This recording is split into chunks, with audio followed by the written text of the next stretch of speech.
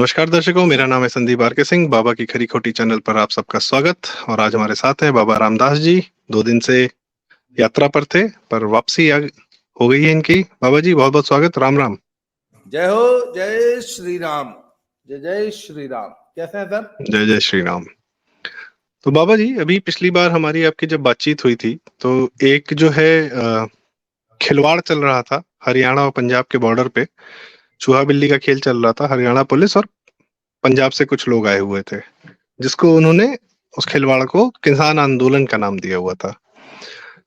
आज 1-2 दिन से दिख रहा है कि कुछ दिख ही नहीं रहा है। हम लोग ढूंढ रहे हैं कि कुछ तो एंटरटेनमेंट होती है। वहां पे क्रिकेट बॉल से लोग ड्रोन गिरा रहे थे या पतंगों से ड्रोन गिरा रहे थे।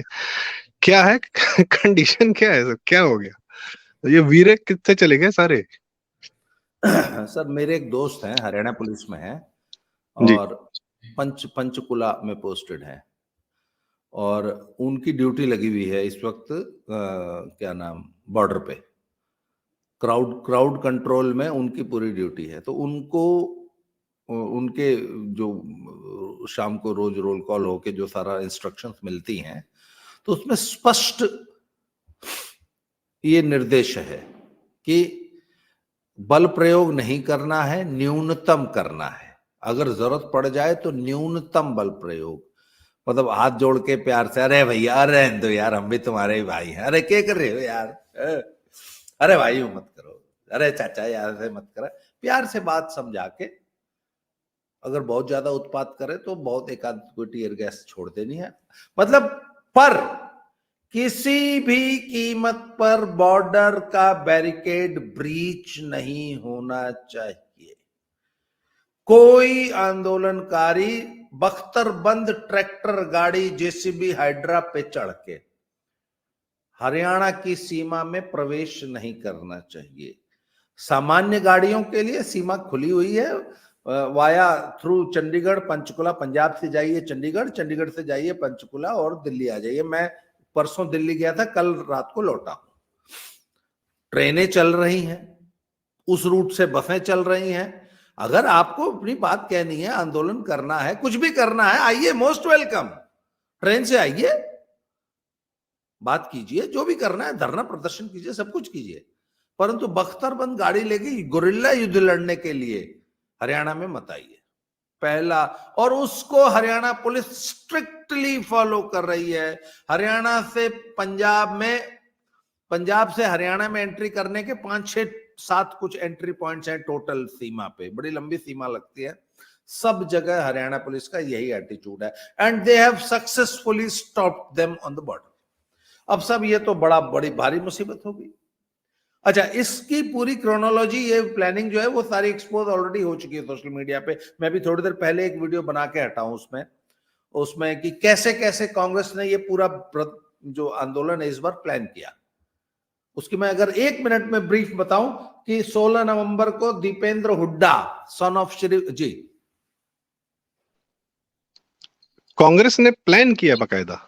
हाँ, it was very well planned. और ये खुद कांग्रेसियों ने स्वीकार कर रहे हैं अपने सोशल मीडिया अकाउंट्स पे। सर प्लान किया मतलब कि दिन, समय, सब तारीख सब प्लान किया होगा। हाँ, बिल्कुल, everything, every modality was planned. और इसका मतलब है राम जन्मभूमि के कार्यक्रम के बाद, जो है श्री राम मंदिर के कार्यक्रम के बाद ही ये करना चाह रहे थे। ऐसा दिन हाँ, तय किया इन्होंने। बिल्कुल डेट फिक्स की गई, इसी हिसाब से की गई। तो ये मतलब ये एक युद्ध की रणनीति नहीं थी, ये बस ये युद्ध की रणनीति है। हाँ, मतलब रणनीति के तहत दिन, सामान वामान, आदमी सब इकट्ठा करके फिर वैसे चेस पे अपना प्यादा आगे बढ़ाया गया, ऐसा। जी। क्या 16 प्रोग्रामिंग रही सर इन लोग की? जरा हम लोग को समृद्ध कीजिए। एक प्रोफेशनल इवेंट मैनेजर है कांग्रेस से जुड़ा हुआ, जो कि इसी प्रकार के धरने, प्रदर्शन, हड़तालें ऑर्गेनाइज करने का मास्टर है। उसका नाम है रमनदीप मान। सर, रमनदीप मान की पहली मीटिंग हुई है 16 नवंबर 2023 को, और उसने 24 नवंबर की अपनी फेसबुक पोस्ट पे बकायदा मीटिंग की फोटोग्राफ डाली है कि आज मेरी मुलाकात दीपेंद्र हुड्डा, सन ऑफ भूपेंद्र हुड्डा, कांग्रेस नेता, राज्यसभा नेता, हरियाणा रोहतक के, जो कि इस वक्त कांग्रेस का फेस है हरियाणा में, भूपेंद्र हुड्डा। उनके साथ पहली मीटिंग हुई 16 नवंबर को, 24 नवंबर को उसने पोस्ट लिखी। फिर 24 नवंबर को दीपेंद्र हुड्डा सैम पित्रोदा से मिलने सैन फ्रांसिस्को गए, वो भी उन्होंने खुद अपनी फोटो डाली है। 24 नवंबर तो सैम पित्रोदा, वही हुआ तो हुआ, 1984 हुआ तो हुआ वाले, है ना, आप लोग फालतू बोलते रहते हैं, हुआ तो हुआ। सैम पित्रोदा से मिलके आए सैन फ्रांसिस्को, वो भी फोटो सोशल मीडिया पे है। उसके बाद 10 दिसंबर से दीपेंद्र हुड्डा ने पंजाब हरियाणा में किसान रैलियां शुरू की और किसानों का समर्थन, किसानों के मुद्दे उठाने शुरू किए। किसान बेचारा है, या है वो है, मजदूर ऐसे मजदूर वैसे, मतलब दुनिया भर के, जिससे कि माहौल बनाया जा सके, समर्थन जुटा। उनकी रैलियों की भी सारी की सारी फोटोग्राफ्स जो है लोगों ने निकाल के रख दी हैं। उसके बाद सर 11 दिसंबर को रमनदीप मान की दिल्ली मार्च की घोषणा उन्होंने कर दी कि हम दिल्ली मार्च करेंगे। कब सर? 11 दिसंबर को स्टारबक्स में बैठ के फोटो खिंचाई है 4-5 पंजाबी नेताओं के साथ बात करते हुए। चंडीगढ़ के स्टारबक्स में मीटिंग कर रहे हैं किसान आगुओं से। उसमें गुरमनीत मांगट करके एक कांग्रेस का बकायदा आधिकारिक प्रवक्ता है, जो कांग्रेस के महासचिव ने प्रवक्ताओं की सूची जारी की, उसमें चौथे 5वें नंबर पे गुरमनीत मांगट का नाम है। वो उस आंदोलन का बकायदा सूत्रधार है। उसने भी अपने सोशल मीडिया अकाउंट पे डिफरेंट फोटोग्राफ डाल रखे हैं कि हाँ हम लोग we are now going to another for another Delhi march. तो साहब 24 दिसंबर को दिग्विजय सिंह साहब, कांग्रेस के बहुत बड़े नेता, मध्य प्रदेश वाले राजा, दिग्गी राजा के साथ मीटिंग की है रमनदीप मान ने और गुरदीप सिंह सप्पल ने। उसकी भी फोटोग्राफ्स आ गई सब। अच्छा, ये खुद इनके ही सोशल मीडिया अकाउंट पे है सब कुछ। उसके बाद 25 दिसंबर को इन्होंने डेट घोषित कर दी कि 13 फरवरी को हम मार्च करेंगे। ये डेट डिक्लेयर की है 25 दिसंबर को। उसके बाद सर 26 और 27 दिसंबर को वही गुरदीप मान जो है, रमनदीप मान जो है, वो पवन खेड़ा और दीपेंद्र हुड्डा से फिर मिलते हैं। उसकी भी फोटोग्राफ्स हैं बकायदा।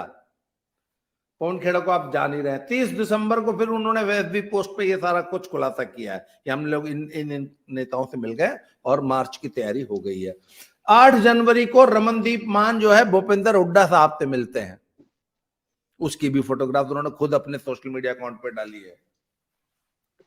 उसके बाद आप 10 जनवरी को चंडीगढ़ में रमनदीप मान और गुरमनीत फिर किसान जत्थेबंदियों के आगुओं से मीटिंग कर रहे हैं। इस बार पर पिछली बार के जो किसान आगू थे, किसान नेता थे, चड़ूनी और टिकैत और इस टाइप के थे, इनके बारे में कहा था कि सरकार से बिक गए या सरकार से इनकी मिली भगत है, ये तो सरकार के एजेंट्स हैं यहाँ। तो इस बार इन्होंने पुराने सभी नेताओं को साइडलाइन कर दिया कांग्रेस ने, और नए लड़के, नए लौंडे, नए किसान नेता तैयार किए गए इस आंदोलन के लिए। फंडिंग के लिए बताते हैं कि जो कांग्रेस का अपना फंडिंग का, कांग्रेस तो आजकल बहुत गरीब पार्टी हो गई ना, तो वो जो सैन फ्रांसिस्को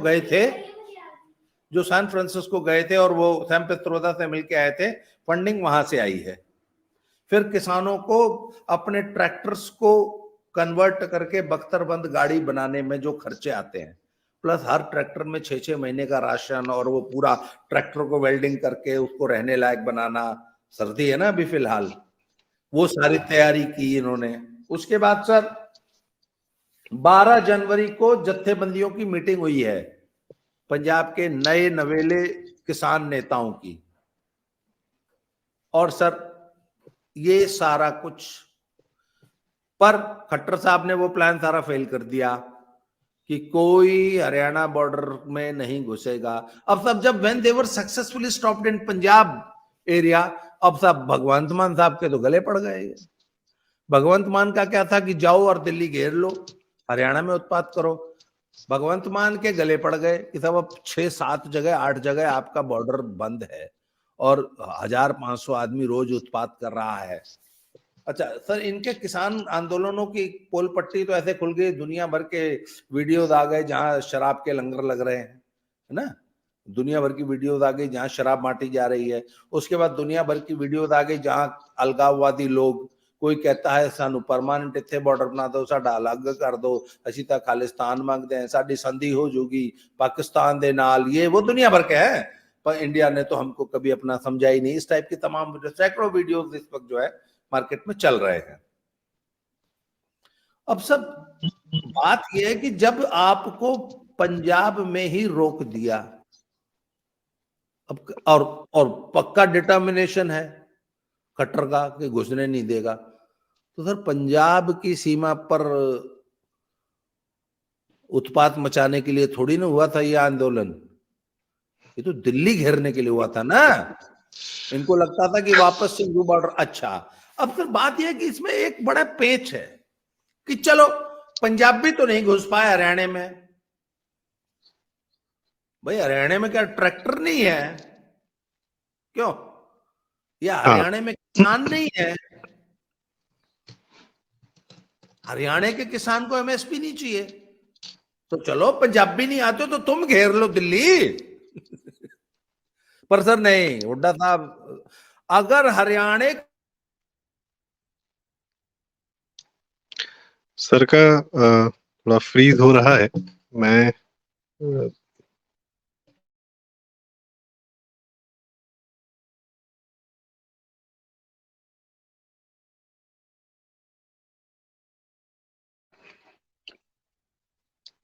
सर आपका नेट फ्रीज हो गया है। और मैं ये कहना चाह रहा था कि दीपेंद्र हुड्डा जी की बात हो रही थी, और जैसा सर ने बताया कांग्रेस का चेहरा है हरियाणा से दीपेंद्र हुड्डा जी। तो दीपेंद्र हुड्डा जी का एक ना संसद में बड़ा बढ़िया वीडियो वायरल है, अभी भी चल रहा है, पहले से भी है, सुषमा स्वराज जी के समय का। तो दीपेंद्र हुड्डा जी बोलते हैं, अरे हम तो किसान हैं, हम तो, आप हमारे यहाँ आओ खेती करने, हम तो 6-6 इंच के आलू के, हम तो 2-2 फीट के आलू उगा देंगे। तो ये 2-2 फुट के आलू उगा देंगे। फिर उसके बाद सुषमा स्वराज जी ने उसका संज्ञान लेते हुए बड़ी एक कटाक्ष किया था, बड़ा इंटरेस्टिंग है, गूगल पे सर्च कर देखिए बताएगा। यही दीपेंद्र हुड्डा है जिसको जो जिनको सुमित्रा महाजन जी जो पिछली लोकसभा की स्पीकर थी, उन्होंने कहा था, अरे बेटा बैठ जाओ, अभी तुम्हें बहुत कुछ सीखना है जीवन में। खैर, ये वो नेताओं के बच्चे, नेताओं के बच्चों के हाथ में अगर सत्ता सौंपी तो एक से एक गधे फिर सत्ता में आ जाते हैं, क्या करते हैं देख ही रहे। तो बाबा जी ने आपकी सारी बात बताई। उसके बाद भगवंत मान जो ये कह रहा था कि दिल्ली चले जाओ सारे के सारे आंदोलन करने, इस भगवंत मान के घर के सामने किसानों ने हाँ आंदोलन किया था, इसने गोली चलवाई थी, एक आदमी मर गया था। बाबा जी, मैं ये बता रहा था कि भगवंत मान के खुद के घर के सामने, मुख्यमंत्री आवास के सामने किसानों ने प्रदर्शन किया था, इसने गोली चलवाई थी, एक आदमी मर गया था, इसने लाठियां संदीप चलवाई भाई, थी। जी सर। सॉरी यार, लाइट चली गई थी अचानक, मेरा नहीं इन्वर्टर नहीं, भी कोई बात नहीं, बैठ। रिकॉर्डिंग चल रही है और मैं बीच में अपनी हाँ, बात कर भी रहा था जो नहीं मैं आप, करना चाह मुझे रहा था। मालूम था आप संभाल लेंगे। नहीं नहीं, संभालना जी, क्या है, दर्शकों को बहुत अच्छा, जानकारियां देनी थी, मैं भी सुन सुन के मेरे अंदर से भी निकल रहा था, कुछ जानकारियां थी भी। तो ये कह रहा था कि एक तो ये दीपेंद्र हुड्डा वो हैं जिनको, जो संसद में जिन्होंने बयान दिया था कि हम 2 फुट के आलू उगाएंगे, और सुषमा स्वराज जी ने फिर इस पे अच्छा बयान दिया था, वीडियो बड़ा मजेदार है। तो मैं कह रहा, नेताओं के बच्चे जब सत्ता संभालेंगे तो यही गंद मचाएंगे। खैर, तो सर दूसरा ये बात ये भगवंत ना, मान। हम्म। मैं ये कह रहा था कि भैया ठीक है, पंजाब का किसान तो नहीं पहुंचा सिंगू बॉर्डर, हम्म। ट्रैक्टर तो हरियाणा वालों के पास भी है, तुम क्यों नहीं गए, तुम घेर लो। हम्म। भाई हम्म। यूपी वाला तो नहीं आया, यूपी वाला नहीं आया क्यों, अरे हम्म। भाई जेल का तो पैक्ट हो गया, हुड्डा साहब का हम्म। पैक्ट थोड़ी नहीं हुआ है हम्म। बीजेपी से, सर तुम आजकल घेर लो जैसी ना। बयार, सर आजकल जैसी बयार चल रही है ना, कोई भरोसा नहीं कि कल को दीपेंद्र हुड्डा कांग्रेस में और भूपेंद्र हुड्डा भी भाजपा में, नहीं, एक सीट अरे के बाबा, लिए, एक बड़ी लोकसभा सीट जबरदस्त के लिए। अफवाह ऑलरेडी है हरियाणा में कि हाँ? भूपेंद्र हुड्डा कभी भी बीजेपी में जा सकता है। खैर छोड़िए साहब। तो अब जी। दर्शकों के लिए सवाल यह है कि अरे भाई हम्म। अगर पंजाबी नहीं आया तो दिल्ली घेरनी है, तो हरियाणा में हम्म। ट्रैक्टर नहीं है क्यों, हम्म। हम्म। हरियाणा के किसान को भी एमएसपी चाहिए। हम्म। वरना हरियाणा का किसान अगर दिल्ली घेरेगा, हरियाणा का किसान अगर सड़क पे उत्पात करेगा, तो खट्टर साहब इसका पॉलिटिकल फायदा उठा लेंगे, 35 जातियों को जाटों के खिलाफ पोलराइज कर देंगे। सर एक बात और है ना, एक बात और है सर, पंजाब का जो किसान आया है वो पंजाब बॉर्डर पे है, हरियाणा पुलिस से पिटा, वापस भाग लिया पंजाब में। हरियाणा वाला किसान अगर सड़क पे उतरा तो वो तो हरियाणा के अंदर पीटा जाएगा, वो कहाँ जाएगा? सर मेरी बात सुनिए, खट्टर के पॉलिटिक्स के बारे में ये कहा जाता है कि नहीं, ये और ये बात सबसे पहले आप ही ने कही थी। हाँ, ये बात सबसे पहले आपने कही थी कि Khattar has very successfully neutralised the Jat politics. जो जाट फैक्टर थे ना हरियाणा की पॉलिटिक्स में, उसको पूरी तरह न्यूट्रलाइज कर दिया, मार्जिनलाइज कर दिया। क्यों? क्योंकि भाई जाट 24% है, जाट के खिलाफ उन्होंने 76% 35 जातियों को, अन्य गैर जाट बिरादरियों को पोलराइज कर दिया। अब वो तो कहता है कि यार कुछ मजा सा नहीं आ रहा, थोड़ा पोलराइजेशन सा हो जाता तो और बढ़िया होता। बोल जाटन को ना रोड पे आ जाए, तो जाट रोड। अच्छा एक चीज और है, अगर जाट अगर शांतिपूर्ण आंदोलन भी करें, पर 1000-2000 तो उतरेंगे भाई। अच्छा, जाट की शांति भी बड़ी खतरनाक होती है। जाट तो अगर हंसने लग जाए, भाई साहब मैं आपको बताऊं, मैं सारी जिंदगी जाट में रहा हूं सर, 4 जाटों के साथ अगर जाट हंसने भी लग जाए ना, मतलब एक ट्रेन में जाट ट्रेवल कर रहे हैं, वो आपस में हेलो हाय बातचीत भी करेंगे ना, तो जो नॉन जाट या शेष भारत का कोई नागरिक होगा ना, उसको लगेगा कि ये मेरे साथ लड़ रहा है। सर मैं आपको एक अपना पर्सनल किस्सा सुनाता हूँ। दिल्ली में था मैं स्कूलिंग टाइम में, ठीक है, तो दिल्ली में रामलीला लगी, एक इलाका है वहां पे मुनीरका, तो हम लोग निकले मुनीरका में रामलीला देखने। और हमने क्या डायलॉग सुना सर, उसके बाद वो जीवन भर याद रह गया। हनुमान जी जो है जाट प्ले कर रहा है, नहीं रावण जो है जाट प्ले कर रहा है, हनुमान जी अपना जो उनको कर्तव्य दिखाने थे वो कर रहे थे। रावण ने बोला अरे क्या बात हो गई, क्या बावड़ा हो रही है तो यहाँ पे है, क्या हो गया था? और सर हमने हमने अपने दोस्तों के किस्से सुने हैं जिनके मकान मालिक जाट होते थे या लेडीज होती थी, सर कोई कम नहीं था वो, मतलब बस बोल भरने आदमी दहशत में आ जाता है। तो मैंने बोला खैर वो जाट तो अगर हंसी मजाक भी करेगा आपस में, 4 जाट हंस रहे हैं, तो बेचारा जो बगल में बैठा होगा ना उसको सेध जाएगा। तो उधर जाट अगर आंदोलन करने के लिए सड़क पे आ जाए, है थोड़ी सी हुआ, अच्छा भाई हुआ तो यार जहां 10 आदमी इकट्ठे होंगे तो होगी, होनी चाहिए, उस क्यों नहीं होगी? हुआ का सर खट्टर साहब उस हुआ का फायदा उठा लेंगे। जाट इकट्ठे हुए, अब खट्टर साहब के पास पता नहीं ऐसा कौन सा तंत्र है कि कहीं केले का ठेला लुटवा देंगे, कहीं एक आधा ठेका लुटवा देंगे, एक आधी 4 दुकान लुटवा देंगे, फिर बोलेंगे ओ जाटों ने बेचारा गरीब केले वाला लूट लिया। वो सर मैं तो यही मानूंगा, मैं तो यही मान जाता है। सर मैं कह रहा हूँ, मैं तो यही मानूंगा इन्हीं ने किया, क्योंकि इन्हीं की भाई पिछली बार जो किया तो इन्होंने नहीं था ना, राम रहीम के टाइम में भी इन्होंने किया था, कब नहीं किया है? सर वो बड़ा संदिग्ध मामला है, सारे जाट सर ऐसा है, हमने ना किया, यो खट्टर ने खुद वो जो जाट आंदोलन में जितने भी सर तोहमतें लगी थी, बोला ये नहीं लेकिन शुरू के 2 दिन तो किया था ना सर, जो भी शुरुआत की। मिला के जाट आंदोलन का, जाट आरक्षण आंदोलन का, जाट उत्पात का बहुत बढ़िया पॉलिटिकल फायदा खट्टर उठा लेता है। इसलिए ये खट्टर से वोट डरते हैं कि हम सड़क पे उतरे नहीं और खट्टर के 1-2 लाख वोट बढ़ जाएंगे। इसका मतलब है सर कि जैसे खालिस्तानी ये आए थे किसान बन के, तो इनको जो टॉप अप जाट से चाहिए था वो नहीं मिला टॉप अप। सर आजकल हो तो यही रहा है ना सर, चुनावी राजनीति की जितने विपक्षी हैं उनको जो टॉप अप वोट चाहिए वो नहीं मिल रहा। सृष्टि का सबसे बड़ा नियम है कि दुनिया के किसी भी अभियान में, चाहे वो युद्ध हो, चाहे आंदोलन हो, कुछ भी हो, if you don't have local support you can not survive for long. Sir आखिर बांग्लादेश के युद्ध में पाकिस्तानी सेना क्यों हथियार डाल गई? क्योंकि सर जो लोकल सपोर्ट था ना वो उनके खिलाफ था। मुक्ति वाहिनी के बांग्लादेशी जो है जिनके पास हथियार नहीं थे, डंडे लेकर पाकिस्तानी सेना डंडों से लड़ रहे थे जी।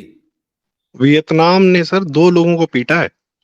7 साल अमेरिका से युद्ध में था, अमेरिका हार के गया और उस थके हारे वियतनाम पर फिर चीन ने कब्जा करने की कोशिश की, युद्ध किया, उसको भी पीटा 7 साल 8 साल के युद्ध के बाद। क्यों? क्योंकि वो अपनी जमीन के लिए लड़ रहा था, अपनी जमीन पे लड़ रहा था लोकल, और ये बाहर से जो आए थे अमेरिका और चीन बड़े बड़े, ये भी वापस चले गए जी। तो कहने का मतलब है सर, पंजाब के किसान का आंदोलन हरियाणा में तब सफल होगा जब हरियाणा का लोकल किसान, लोकल सपोर्ट होगा, जो कि पिछले आंदोलन में था। अच्छा, अब चूंकि पंजाब भी तो आया नहीं। अच्छा, अब होता क्या था कि अगर पंजाब का किसान आके सिंघू बॉर्डर पे बैठ जाए और हरियाणा के जाट थोड़ी हुआ कर भी दे थोड़े, तो बिल तो फटेगा पंजाबियों के नाम। भाई सिंघू बॉर्डर पर उत्पात किसने करा, दिल्ली किसने घेरी? बोला पंजाबियों ने घेरी। बोला तब, बोला हम तो हुक्का पिए हुए थे थोड़े बैठ के।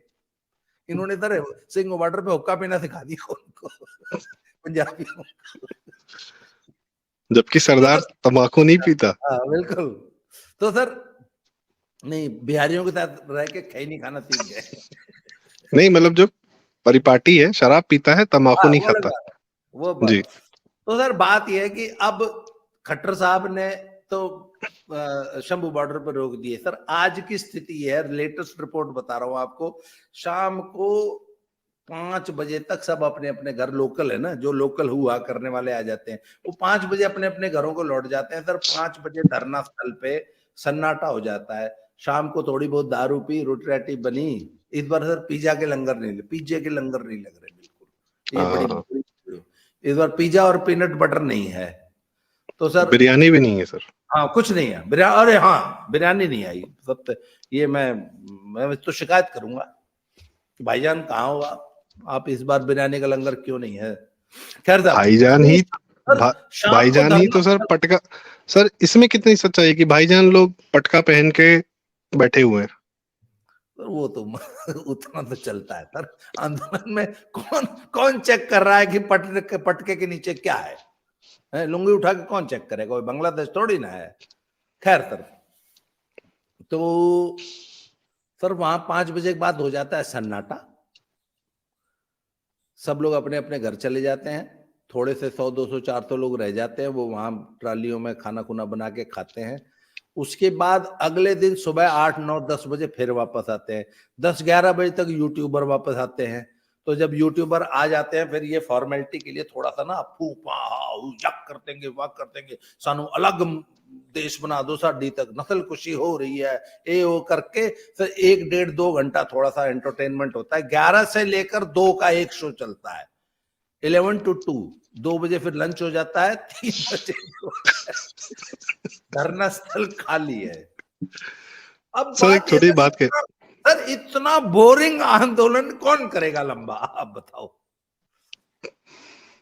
और भगवंत मान कहता कि यार ये सारी प्लानिंग फेल होगी। भगवंत मान की प्रॉब्लम है ना कि ये तो मैंने दिल्ली के लिए भेजा था तुमको, तुम तो पंजाब में उत्पात कर रहे हो। और सर बात है ना, नहीं सबसे बड़ी सर बात, सबसे बड़ा चैलेंज है कि all the entry points of Punjab are blocked. Sir इतना बड़ा स्टेट है, उसमें कल को एसेंशियल कमोडिटीज की कमी हो जाएगी सर। वो तो शुक्र मनाइए कि पेट्रोल की सप्लाई आजकल पाइपलाइन से है, डिपो तक तेल आ रहा है, तो और पंजाब के अंदर तो ट्रैफिक सही सलामत चल रहा है।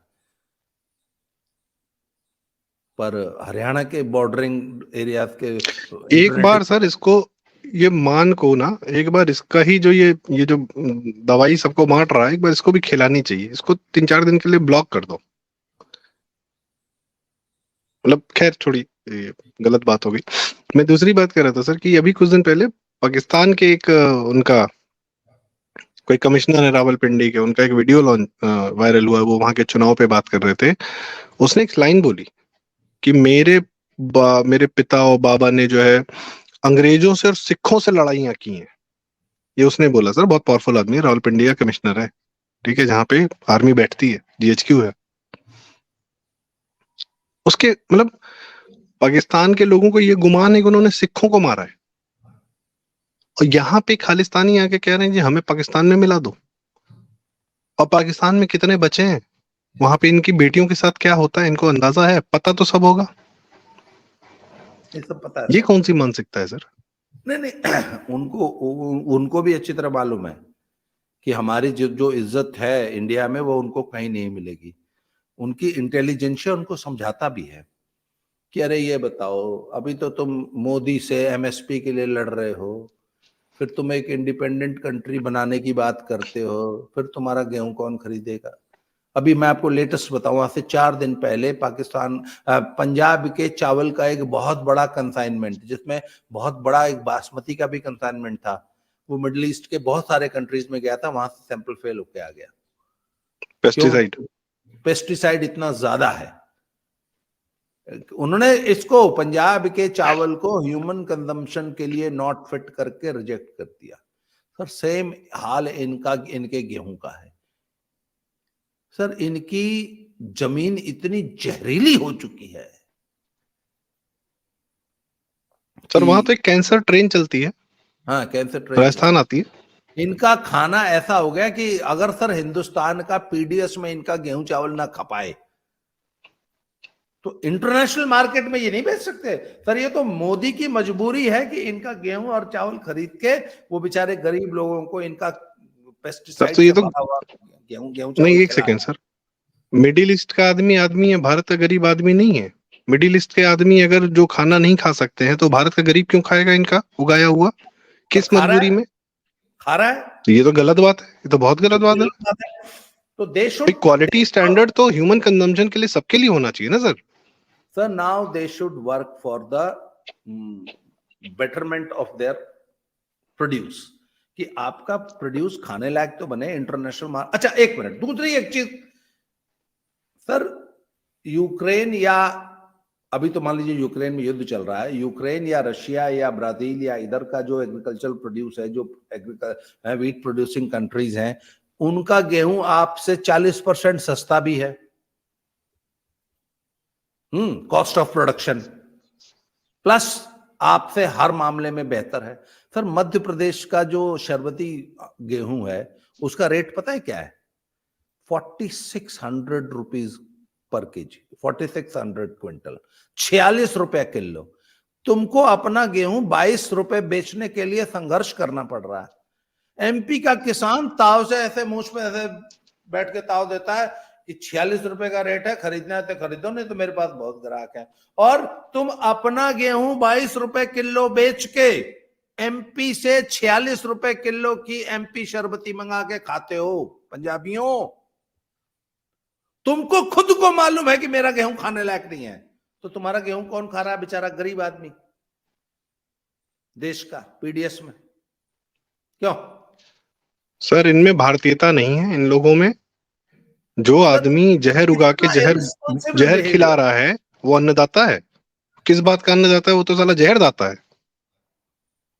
तो अब now they should work for the अपनी धरती। भाई पंजाब का पानी जहरीला हुआ ना, आपने पंजाब के वाटर टेबल को धान की खेती के चक्कर में पंजाब को रेगिस्तान बनाने का पूरा प्लानिंग है आपके, और आपको आपके कान पे कोई जो नहीं रहती। कहते हैं हम तो धान की खेती करेंगे और तुमको खरीदना पड़ेगा। सर मुझे अब शिकायत है, खरीद इनसे नहीं होनी चाहिए क्योंकि ये जहर बेच रहे हैं। दूसरी चीज इनसे है, खरीद नहीं होनी चाहिए, इनको कोई एमएसपी का एक पैसा नहीं मिलना चाहिए, ये जहर बेच रहे हैं। हम जबरदस्ती पराली जलाएंगे। अभी पिछले साल की बात है सर, यहां अचानक ना बेमौसमी वर्षा हुई, बड़ी जबरदस्त बारिश हुई, और गेहूं का सीजन था। तो मैंने कहा यार इतनी बारिश में तो गेहूं गल जाएगा। तो एक किसान ने मुझे बताया कि वो नहीं, कुछ नहीं था। मैंने पूछा क्यों, क्या हुआ? कहते हर किसान ने अपने खेत में एक बोर बना रखा है। कहते ऐसा अगर एक्सेस पानी बरस जाए तो उस बोर को खोल देते हैं, वो सारा पानी अंडरग्राउंड टेबल में चला जाता है, एक दिन में खेत खाली हो जाता है, एक्स्ट्रा पानी जो था।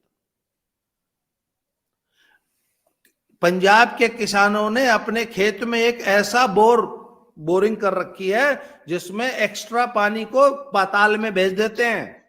पहले पाताल का पानी निकाल के उड़ा दिया, पूरा पंजाब का वाटर टेबल खा गए और प्रदूषित जल, अरे भाई जो खेत में फैल गया वो तो यूरिया और सारे पेस्टिसाइड इंसेक्टिसाइड का भंडार हो गया ना वो पानी। जरूरत पड़ने पे उसको जमीन में डंप कर दिया। फिर ये खेती है आपकी? फिर आप खुद को अन्नदाता कहते हैं? मतलब जो अन्नदाता नहीं सर, जो डिमांड जहर का सर, इस आंदोलन में जो इनका डिमांड का चार्टर है उसकी कुल कॉस्ट पता है क्या है? 40 लाख करोड़ रुपया। अगर भारत सरकार 40 लाख करोड़ रुपया खर्च करेगी ना तब इनकी डिमांड्स पूरी होंगी। इनकी कितनी संख्या होगी सर? कितने लोगों को ये 40 लाख करोड़ रुपया मिलने का है? कुछ हजार ही तो होंगे। नहीं, मतलब इनकी जो डिमांड है, कहते ना सभी किसानों को, देश के सभी किसानों को जो है वो 10,000 रुपए पेंशन दी जाए, है ना, हर एक फसल पे एमएसपी दी जाए। अगर हम घास और खरपतवार भी अगर उगाते हैं, मूली भी अगर पत्ता समेत बेच रहे हैं तो भी उस पे भी एमएसपी दी जाए। ऐसी ऐसी इनकी डिमांड है। रोज इनको 200 रुपया, 200 दिन की जो है मनरेगा की मजदूरी चाहिए, 700 रुपया, 700 रुपया पर डे, 200 रुपया, 200 दिन की मजदूरी चाहिए अपने खेत में काम करने के लिए। ये तो इनकी डिमांड चार्टर।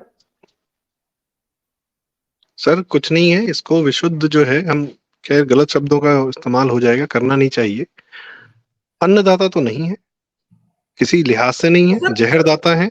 जहर बेच रहे हैं, जहर उगा रहे हैं। आप अनाज पैदा करते हैं और लोग उसको खरीदते हैं।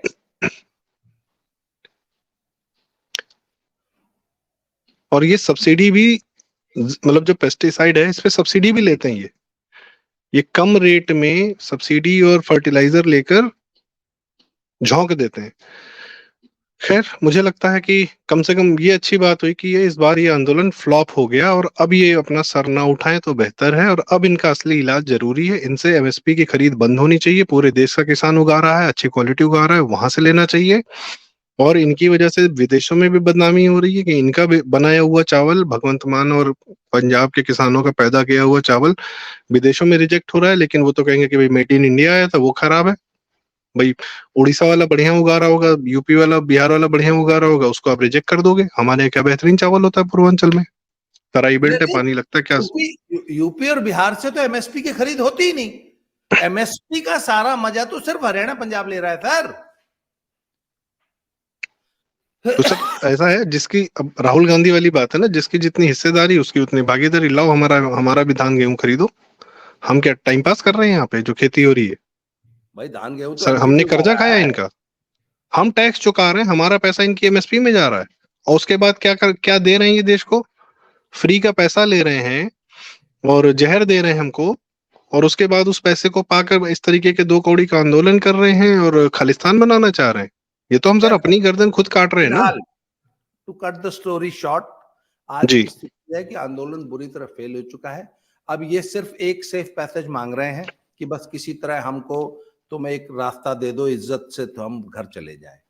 नहीं, बेइज्जत होने सर खुद सड़क पे आए थे। इनको एक पैसे की इज्जत नहीं मिलनी चाहिए और आगे इनका इलाज होना चाहिए। इनकी एमएसपी की खरीद बंद होनी चाहिए। ये मेरा अपना व्यक्तिगत विचार है, बाकी जनता हमको बताएगी, दर्शक बताएंगे कि क्या सही है क्या गलत। जी, बाकी आपका क्लोजिंग कमेंट लेंगे सर आपसे। 5, ये मेरा क्लोजिंग कमेंट है क्योंकि मेरे को भी अगले वीडियो पे जाना है सर। 5 मीटिंग हो चुकी हैं। केंद्रीय मंत्रियों ने स्पष्ट बोल दिया है कि आपकी एक भी डिमांड मानने लायक नहीं है, पूरी होने लायक नहीं है। एमएसपी, सभी फसलों पे एमएसपी की गारंटी नहीं दी जा सकती। जो 22 फसलों पे एमएसपी मिल रही है वो मिलती रहेगी। जो, और सर आपको मालूम है हरियाणा में एक भावांतर योजना चलती है। मान लीजिए आपने बाजरा उगाया, आपके खेत में 25 क्विंटल बाजरा हुआ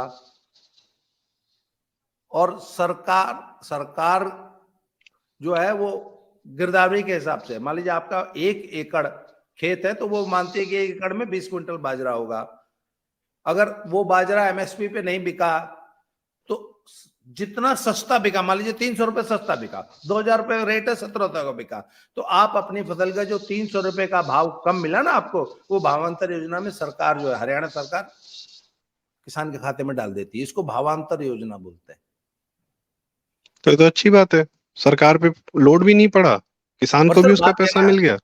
1 मिनट, ये सरकार, ये दिल्ली घेरने जाते हैं, पर जब किसान कानून बना था तो इनका एक सबसे बड़ा तर्क था कि आपने कैसे किसान कानून बना दिया, ये तो एग्रीकल्चर तो स्टेट सब्जेक्ट है। बिल्कुल है। तो एग्रीकल्चर अगर स्टेट सब्जेक्ट है तो भैया जो भी मांगना है भगवंत मान से मांगो ना। भगवंत मान के तो भगवंत मान के 100 वीडियो मार्केट में चल रहे हैं। जब ये कहता होता था कि साडी सरकार ले आओ असी एक फसल से, मतलब ऑल 1000 क्रॉप्स, तो भगवंत मान ने कहा था ना एमएसपी दूंगा, मांगो ना उससे।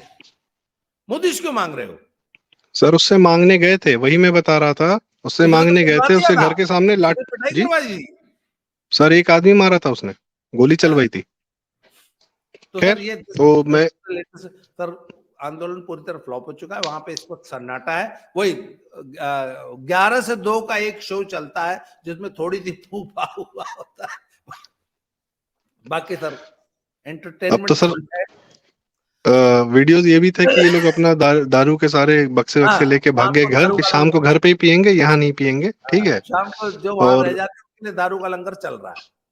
ठीक, अच्छी बात है। और इसके साथ दर्शकों बहुत बहुत धन्यवाद। मैं थोड़ा सा माफी चाहूंगा कि मैं बाबा को बीच बीच में थोड़ा इंटरप्ट कर रहा था, क्योंकि मैं सवाल आ रहे थे और आपके पास जो जानकारियां वो मुझे भी सुननी होती हैं, लेकिन फिर भी मैं थोड़ा उद्वेलित हो गया। माइक वाइक देख के ना आदमी थोड़ा अपने आप के इम्पोर्टेंट समझने लगता है। खैर, तो थैंक यू सो मच दर्शकों, चैनल को जरूर सब्सक्राइब करें, अपडेट्स लेते रहें हमसे आंदोलनों पर और अभी आगे जो होगा, क्योंकि मोदी जी अब कह चुके हैं कि 24 में बड़े बड़े फैसले लेंगे, और एक बड़ा फैसला मेरे हिसाब से ये होना चाहिए कि इनके एमएसपी की खरीद हरियाणा पंजाब से बंद होनी चाहिए या एकदम मिनिमाइज होनी चाहिए। बाकी प्रदेशों को भी अधिकार है अपना, बाकी प्रदेश ज्यादा फर्टाइल हैं, ज्यादा अच्छा पैदावार करते हैं, उनको बेचने का अधिकार मिलना चाहिए। एक ये जरूर डिमांड रहेगी हमारी। इसके बाद ये वीडियो जरूर शेयर करें, लाइक करें, मजेदार वीडियो है, थोड़ा सा हो सकता है आपको आनंद भी आया हो। थैंक यू सो मच बाबा जी, राम राम। धन्यवाद।